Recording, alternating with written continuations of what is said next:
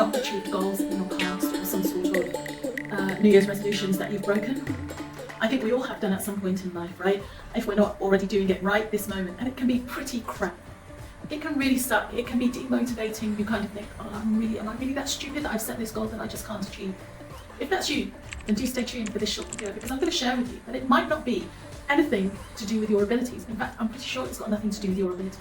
It could all have to do with how you have set your actual goals in the first place. I want to share with you a quick mindset shift that can help you to keep you back on track on your self-development journey. Interested? Hi, I'm Dolly Malik. Thank you so much for tuning into my channel, a channel that focuses on self-empowerment, self-development, ultimately leading to greater transformation. And that's where the magic lies. And if you're new here, welcome. It's always lovely to have new members on board joining the community. And if you're a returning subscriber, thank you so much again for tuning in and spending this time with me. I really do feel blessed to have you all on board watching. And most importantly, it's a two-way conversation. So I love to always gain wisdom from the comments and the personal experiences that you're always so kindly sharing and imparting within the community as a whole. I learn so much from you all. And as I mentioned at the start, this goal setting can be pretty difficult and pretty disheartening when we don't achieve that goal or that New Year's resolution based on whatever deadlines we're giving ourselves. And sometimes what can happen is that ends up derailing us from our overall self-development journey and our ultimate goals that we are here aiming to achieve towards our best life and our life purpose. So I wanted to share with you just a little mindset shift that I actually do impart with my private clients. I come from a background in corporate leadership. I'm now blessed to be an international philanthropist, as well as being a certified health, life and wellbeing coach and mentor. And do please grab a pen and pad, because in this short video, I do want to share with you a small task for you to undertake at the end of the video, so do please stay tuned until the end. And it's going to help you, hopefully, to then set your goals that much easier, to keep you moving that much faster on your self-development journey. And who doesn't want to keep moving fast forwards, right?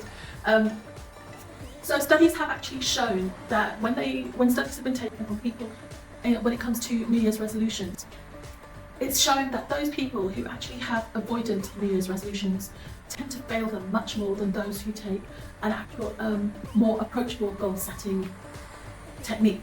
So you might be wondering, what am I referring to when it comes to an avoidant technique for goal setting versus a more approachable one? Well, when it comes to avoidant goal setting, it's things, for example, like I must not do this or do that. Two classic examples I would share, which I think are things that in this day and age a lot of us do try to aim for, is I must not have junk food anymore. Or it could be that I no longer want to consume as much online content or TV content or social media, doom scrolling, etc. I'd say they're pretty much very common goals in the society we live in. So I do liken this to kind of the stick or carrot approach of when we set goals that are telling us not to do things. It can be incredibly hard. It can be very demotivating. We all live very busy lives. We have a lot of challenges. We have a lot of people that kind of rely on us in different ways as well. So that's the importance of when we do have difficult challenges on top of all the other challenges. When we do have difficult avoidant goals on top of all the difficult challenges that we do face on a day-to-day basis, it can be really disheartening. It can be very demotivating to have to really force ourselves to stick to the goals. So that's why the study showed that so many people who go with this avoidance approach tend to kind of fall off that self-development journey treadmill and just go back to their old ways and habits.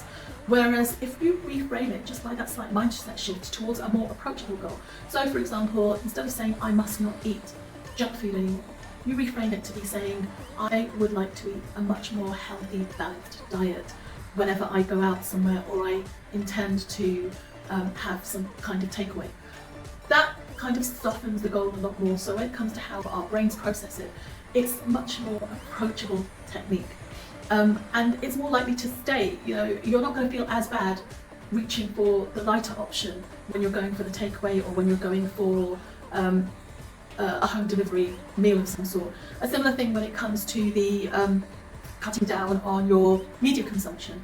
It could well be that instead of just saying I must not doom scroll or I must not binge watch on Netflix, instead if you reshape it towards maybe another longer term goal that you might have on your self-development journey, could be maybe around learning something. So instead of saying I'm not going to binge watch XYZ series on Netflix, Instead, you might reshape it to say, I'm going to actually watch more documentaries on Netflix or on TV. I'm going to listen to more educational podcasts. So it's that kind of thing that actually reframes and helps soften our mind. And it actually, once you start doing these things as baby steps, you feel much more motivated because you're thinking, oh, I have actually achieved this. And self-development ultimately is all about baby steps, right? And what you will then find is when you've done it once or twice in a week and then you keep on feeling good about it, still keeping on track with that goal or that resolution, you continue doing it. And then that habit turns into a good habit, and then that ultimately becomes just a part of our overall lifestyle change, and that is part of self-development and transformation, right? So as I did mention at the start about grabbing that pen and pad to undertake this small task, which I hope will be a fun task, I would like you to write down what your current goals are and actually identify if any of them are what may be classed as an avoidant goal as opposed to an approachable goal. And if they are the avoidant goals, then undertake them for 7 days and put down 3 words on a daily basis of how you feel in terms of whether you're achieving them or not. And then do exactly the same, but rewrite them as approachable goals and write down 3 words each day again to see how you feel in terms of undertaking them in that way. And it's a great self-reflective exercise that will really tune in on where your emotions are lying in terms of how you are goal setting. As always, do please pop down in the comments if this has resonated with you, if you're willing to share some of those avoided goals, or if you know people that in your social circles that are kind of struggling with keeping on board with those goals or those resolutions. Do please share with those individuals to help them along their journeys, and also do please like if you haven't already subscribed. I would greatly appreciate if you could do so. And until the next time, do please remember to keep smiling, keep shining, and as always, there's going to be tools, tricks, techniques, strategies that are going to keep us moving forwards. Your light is here to shine brightly in this world, so please make sure you do so.